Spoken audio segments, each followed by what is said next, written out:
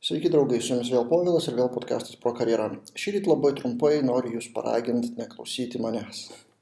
Čia yra dvi skirtingos mintys. Pirma mintis, tai kad ir ką aš pasakočiau, tai yra mano patirtis. Kad ir kiek tos patirties, čia 14 metų ir tas 40 epizodų yra to podcasto, daugmaž tiek. Bet tai yra mano patirtis, mano kelias ir galbūt pas jūs viskas vyksta kažkaip kitaip. Galbūt jūsų situacija kitokia ir nebūtinai mano mintis ir mano patarimai yra teisingi. Tiesiog priimkite visą tai, ką aš sakau, su tam tikra, skeptiškai kažkiek permastykit per save, perleiskit per save. Galim padiskutuoti, jeigu kažkas pas jūs kitaip, jeigu jūs nesutinkat su mano mintim, rašykit mailų povilas@prokarjera.lt arba prie paties podcasto apačioje komentarą parašykit, kad ne, Povila, tu šneki nesąmonės, pas mane vyksta taip ir tai, kad tu sakai, neveikia. Viskas tvarkoj. Tai dėl to raginu neklausyti manęs, tą gerąją prasme, kad klausyti, bet ir patiems mąstyti.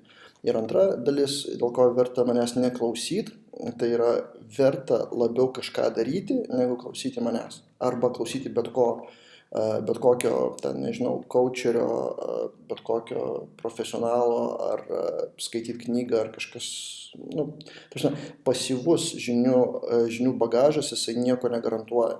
Pavyzdžiui, įsivaizduokit, jūs ateinat į darbo pokalbį ir ar įsivaizduot, kad darbdavys jūsų paklaustų, kiek esi podcastų perklausęs apie programavimą, ar visus esi Povilo podcastus perklausęs. O kokią knygą dar esi perskaitęs labai įdomią, ar kokius kursus esi praėjęs, dėl kursų Ta prasme, it never happens, tiesiog darbdaviai ne to reikalauja ir klientai ne to reikalauja. Jie reikalauja, ką tu esi padaręs realiai, kokia yra tavo praktinė patirtis. Praktinė, kas reiškia, esi kažką padaręs, esi kažką užbaigęs, esi kažką paleidęs gyvai. Tai jeigu jūs turit pasirinkimą tarp to, kad klausytis manęs ir eit kažką kodint ar kažką kurt, tai spauskit stop dabar pat YouTube'e, užverskit ir varykit kažką daryti realaus. Nes būtent ten slypi praktinė patirtis, būtent ten yra labiausiai didžiausia vertė, o jeigu ten jums kažkas nepavyksta, tada galite ateiti pas mane ir kažko pasiklausti. Tai tiek labai trumpai norėjau pasidalinti mintim, kad neklausykit manęs, jeigu tai jums netinka arba jeigu turit kažką svarbesnio daryti. Gero antradienio ir geros likusios savaitės.